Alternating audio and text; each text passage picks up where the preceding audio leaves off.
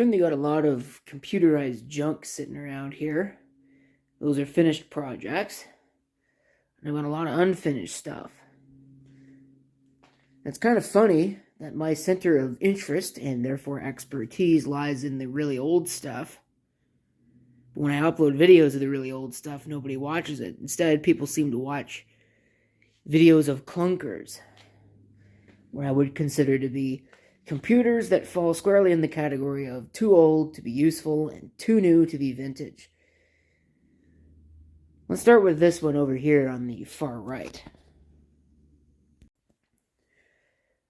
This is a Dell Dimension 9150. This was also sold as the Dell XPS 400. I'm not entirely sure what the differences are between the two,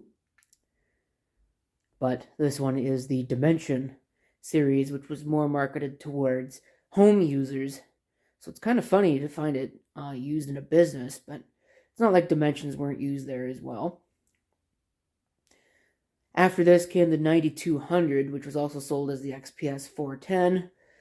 Then there was the XPS 420 down there, which is in a completely different case. I don't know if that had a Dimension counterpart. I tend to think that it did not, because I've never actually seen one. Anyway, this would have been very late for the Intel Pentium D, at least as far as Dell's lineup was concerned. Only a couple of model years away from switching over to Core 2 Silicon. I believe this might even be able to run some Core 2 Silicon, but I'm not 100% sure on that.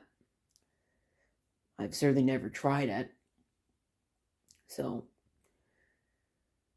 you can see that this is a little bit bigger than your typical Dell Dimension. Usually these were in, I guess you'd call them mini tower cases. Sort of like this E521 down here. They looked like this. They only had one 3.5-inch bay. This one's got two.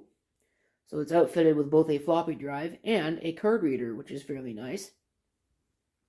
You got two USB on the front and your front panel audio. Aforementioned Intel Pentium D, designed for Windows XP but Windows Vista capable. Ooh, it could support Windows Vista, and what that meant was that it could run Windows Vista Basic. It could not do anything better than that, but that didn't stop people from trying to run Vista Ultimate on these things, finding that they had a terrible experience, and then calling Windows Vista crap. Now, Windows Vista is crap, but it's not crap because it's not crap because it ran slow on everything. It was crap because most of the things that it was installed on were barely converted Windows XP machines. If we take a look at the back here, you can see this is a fully weenie modern computer. There's basically no ports on this thing at all. You get 5 USB, which is kind of an odd number, Ethernet, and audio, and that's it. Does not have onboard video. Does not really have much of anything at all. It does have a pretty beefy looking video card, though. You might be able to see in there.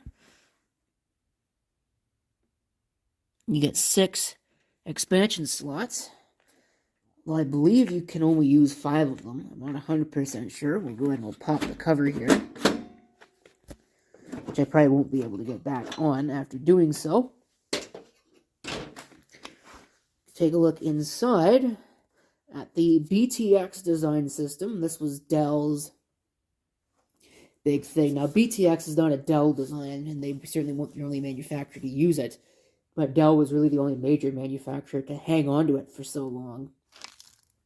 And the idea being, back in the Pentium 4 days, that this BTX design, because it's got a much larger fan at the front, would help cool the system a little bit better. And it certainly did help. But once Core 2 systems came around, you didn't really need that beefy cooling anymore for most machines. So they ended up going back to the ATX designs. There's no hard drive in here, so I'm going to have to come up with one of those, which is fine. So there's our video card, graphics by NVIDIA. It is a Quadro of some description, I believe. Might be a GeForce. I don't actually remember what that is, but I think I've put a couple of those in a system so that I could use it as an SLI rig. But anyway, there is a PCI slot that's covered up by the video card. PCI Express, I should say. There is the X16 graphics. There's a PCI. There is another PCI Express. And there are 2 more PCI.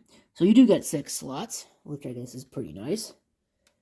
This power supply here is, let's see if I can find that, 375 watts, so probably a 400 watt power supply. Dell usually tended to underrate these things. They could handle quite a bit more than what they were rated for. And this little pigtail right here would have been for serial ATA optical drives if the system was equipped. But this one is not. It's got regular parallel ATA ones. Doesn't even have any CD audio connectors, unless that's what this right here is supposed to be. Which, I thought that it was, but I don't even know what that actually is. I hope it's not important. Actually, it goes to the card reader. It's supposed to go right there. I'm not sure why that got unplugged. Maybe there's a problem with the card reader. But anyway, looks like we're fully populated with RAM. My guess is that it's probably got 4 gigs at best installed in it. But what I'm going to do, I'll fix that connection there to the card reader.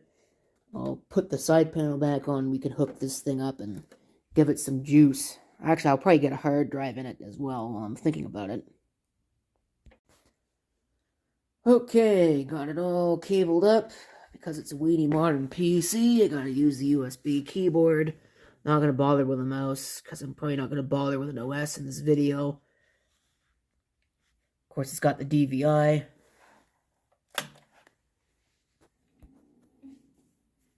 Okay, it did not stay on.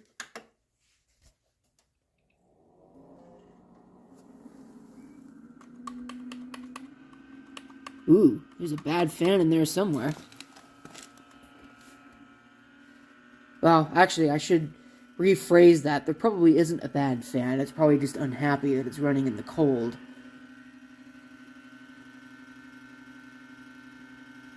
So, DXP051, whatever that's supposed to mean. A03 on the BIOS. Could be an update, don't really know. Pentium D 3 GHz, 800 FSB. Probably a 940 or something similar. I guess they're an 840. I guess is what I'm actually thinking about here. 4 gigs of RAM. Bang on with that, wasn't I? Date and time is wrong. There's your boot sequence. Floppy drive. SATA. When was the last time you saw a 40 gigabyte serial ATA hard drive? That's what that is. That sounds like crap. Sony DVD-ROM and a DVD-RW. That's what both of those are. Do either of them work? Well, that one's got a little bit of electric arthritis, but...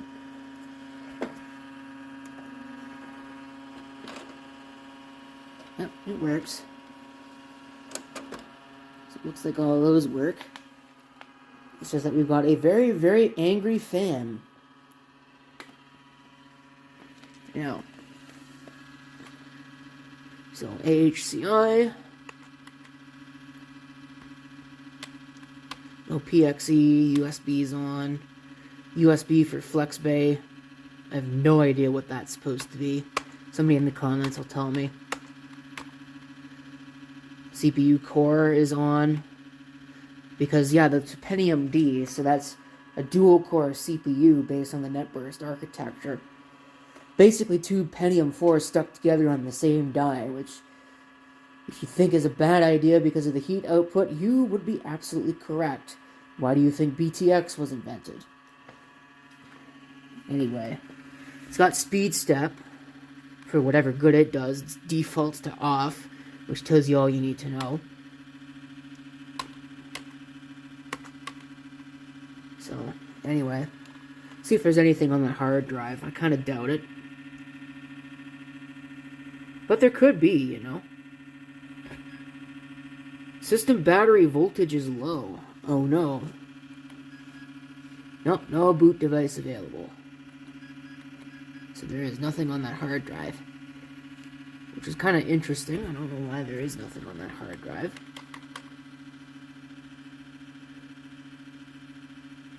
So, looks like that's all good. So, we'll probably have to load something on this. It might be some random Linux distro. Or it might be something else. I don't really know yet. But for now, that is pretty much it for your Dell Dimension 9150. Not much really to it. It's just another one of these machines. But again, this is another one of those machines that's pretty clean. I mean, you can see obviously it's had some action in its time, but it's pretty clean inside and out. So it seemed like it was kind of a waste to throw it away. And, you know, what's one more Dell to add to the collection, right? Anyway. Good night, Dell.